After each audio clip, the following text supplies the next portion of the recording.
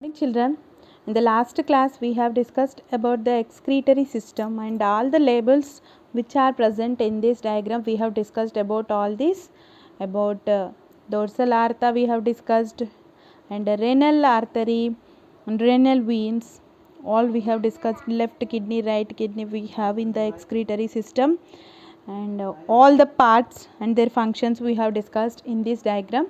And today we are going to see about the internal structure of the kidney. If we observe longitudinal structure of the kidney, so in that we can observe two zones, two regions, distinct regions called cortex and medulla we are observing. So the first region is outer zone, that is cortex, and the pale inner zone called medulla. Here two regions we can observe: medulla, inner zone medulla, and outer zone cortex. Here just observe the inner zone and the outer zone we are observing. So while we are observing the structure of kidney, these all pyramidal shape structures are called here nephrons children, and the cortex is the outer region and medulla inner zone, outer zone and inner zone. All these parts and their functions I will explain you now. Yesterday's class only we have discussed about it, both of the ureters we have discussed, and about renal arteries and renal vein we got clear idea. And today I will explain the remaining, and we have nephron structure again. Individually we have nephron structure again, and all the parts of the nephron we have discussed. We have information here, and we are going to discuss all those now. And coming to the calyces, or the small functional units on that nephrons, those also I will explain now. So coming to the first, I want to select cortex part. Here this is the structure children, and LS of the kidney is like this. This is the fissure and pelvis region, and all the fissures are hilus are connected to that pelvis, and ureter is also connected to that. This is vein, blue color vein. So renal artery is red colored and renal vein is blue color. So like this, here I wrote. So these three types of tubes are connected to each kidney in the pelvis region. And while coming to these pyramid shaped structures are called here nephrons, and in between we have medulla space. So medulla space, in that space only we have collecting duct and loop of Henle here.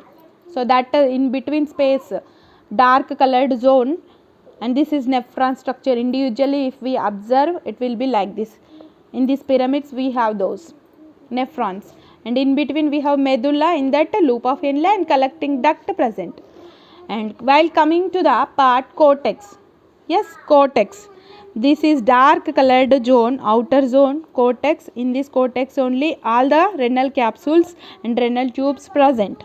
Inside of that cortex only we have all capsules of renal and all tubes of renal present. And it is the port of the kidney where the ultrafiltration, that outer zone only ultrafiltration filtration happens. That means basic filtration. So while coming to the medulla, which is surrounded by cortex, medulla, dark colored zone in between these pyramids, which contains, now only I told you, which contains loop of Henle and collecting duct. So what is loop of Henle and collecting duct? In the case of nephron structure we are going through that. So first medulla we have finished. So, and while coming to the calyces, I want to explain you now. So what is calyces? Calyces, so they are the cavity that collects the urine from the kidney. These are collecting urine from the kidney, and again passes that urine through funnels to ureter. So these calyces are collecting the urine from the kidney, from each and every individual nephrons. So many calyces are there, those are collecting the urine from the nephrons, from the kidneys, and send those to the ureter. So that is the function of the calyces, and pelvis is the region where all the fissures are connected, all the tubes are connected. This is the region. And the cortex is the outer zone. Medulla is the dark colored inner zone which contains collecting ducts and loop of Henle. And here these are the nephrons. These all are carried out by cortex, which is the outer zone. All the renal tubes and all the renal capsules are inside of the cortex only we have. So this is about the structure of kidney. And while we are considering the structure of nephron individually, each and every individual, and that I told you, I think you remember, each and every kidney contains 1.3 to 1.8 million, that means 13 lakhs to 18 lakhs in middle. So 13 lakhs to 18 lakhs may contained by each kidney. The number of nephrons 13 to 18 lakhs by each kidney. So first we need to understand about the structure of nephron. So this is the structure of nephron, children. So this is the structure of nephron. Just see this diagram, and each and every part of nephron I want to explain you now. Actually the nephron is divided into, it is basically having two parts, Malpighian body and renal tubes. Renal tubule, Malpighian body. First we are considering here, this is the Malpighian body. Under this we have Bowman's capsule. So that is the cup like structure here. This is inside we have glomerulus, which are the arterioles connected to the glomerulus that we have discussed. Two arteries, left and right.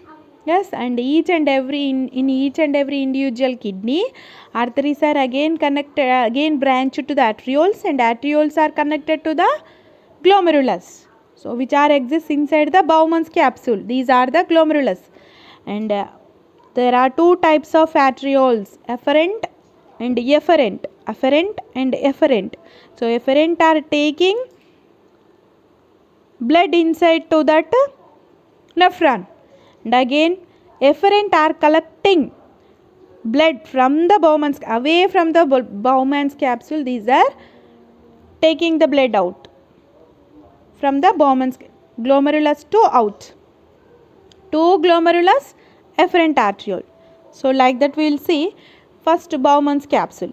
So it is the cup like sac at the beginning of the tubular component of the nephron. At the beginning of the nephron we have a cup like sac called Bowman's capsule. Bowman's capsule, and inside of that we have glomerulus. Glomerulus are the inside enclosed small capsules. Inside Bowman's capsule, these glomerulus are the small thin vessels. Small thin vessels are glomerulus. So inside of this only glomerulus filtration happens. So these are processed along the nephron to form urine. These are processed again along the nephron. So this is efferent and this is afferent, which gives blood to the nephron or glomerulus, and the efferent away from the glomerulus to the remaining filtration. And then those efferent arterioles are again connected to the venules, and venules are again formed veins, and veins are giving blood again to the heart from kidney. So that we will see then. So here afferent arterioles I want to select now. Inside of this, first see children, inside of this cup like structure, Bowman's capsule we are calling. William Bowman identified this. That's why its name was like that, Bowman's capsule. Inside we have glomerulus, small vessels like glomerulus we have. Inside of that only glomerulus filtration happens. Glomerulus filtration happens. Next, afferent arterioles I want to tell you. These are the group of blood vessels that supply nephrons in many excretory systems. From many excretory systems to nephrons. These are connected. So these are having more vascular resistance. and which reduce renal blood flow and decreases the pressure downstream. So glomerulus filtration rate, so which reduces these afferent arterioles are controlling that, and these are having larger diameter vessels. These are larger diameters vessels than efferent arterioles because these are having more resistance and more pressure control than efferent arterioles, and efferent arterioles are less diameter, and pressure exerts in glomerulus is more due to that narrow out. So more pressurely it will enters into the efferent arterioles, and afferent arterioles are less pressure and more resistance, larger diameter than efferent arterioles. Don't get confused here. So the differences also I will tell you now. So like this, the differences between the efferent and efferent arterioles are here. I want to tell you now. Efferent arterioles carry blood to the glomerulus, and efferent arterioles take the blood away from the glomerulus. Now only I shown you.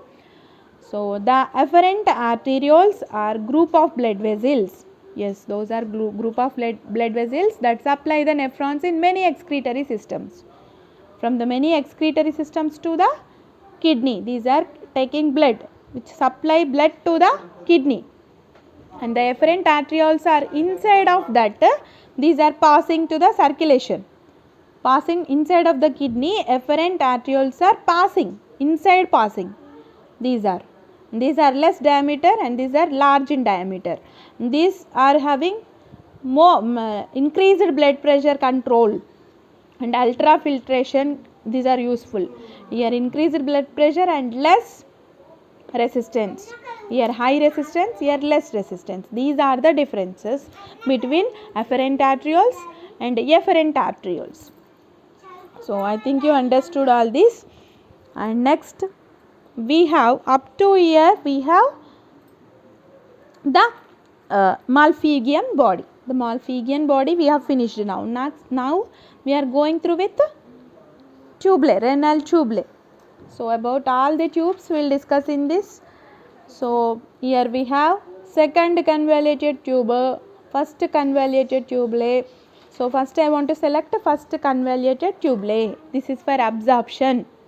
Yes, absorption we have, reabsorption also we have. Just understand. First convoluted tubulae, the proximal tubulae also we are calling this one, and which regulates pH level. First convoluted tubulae regulates pH level of the blood. pH level means amount of hydrogen ions present in that blood. So pH levels regulation is possible by exchanging hydrogen ions, because pH is about amount of hydrogen ions inside. So that's why exchange of hydrogen ions in the interstitum for bicarbonate ions in the filtrate. So which regulates the pH value in the blood.